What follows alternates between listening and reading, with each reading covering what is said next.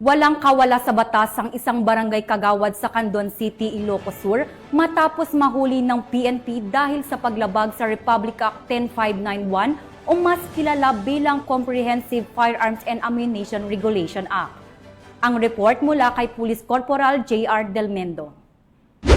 Arestado ang isang 37 anyos na barangay kagawad dahil sa paglabag sa Republic Act 10591 sa operasyon ng Candon City Police Station sa barangay Darapidap, Candon City, Ilocos Sur. Hinalughog ng mga otoridad ang tahanan ng suspect sa bisa ng isang search warrant na ibinaba ng presiding judge ng RTC Branch 71, Candon City, Ilocos Sur. Narekobre sa nasabing operasyon ang isang unit ng Pietro Beretta caliber 9mm pistol at isang magasin nito kasama ang sling bag. Ang mga nakumpiskang ebidensya kasama ang suspect ay nasa kustodiya na ngayon ng Candon City Police Station para sa wastong dokumentasyon bago i-turn over sa nabanggit na hukuman. Naharap ngayon ang suspect sa kasong paglabag sa Republic Act 10591. Mula dito sa Ilocos Region, ito ang inyong PNN Correspondent, Police Corporal J.R. Del Mendo, alagad ng batas, tagataguyod ng Balitang Pulis.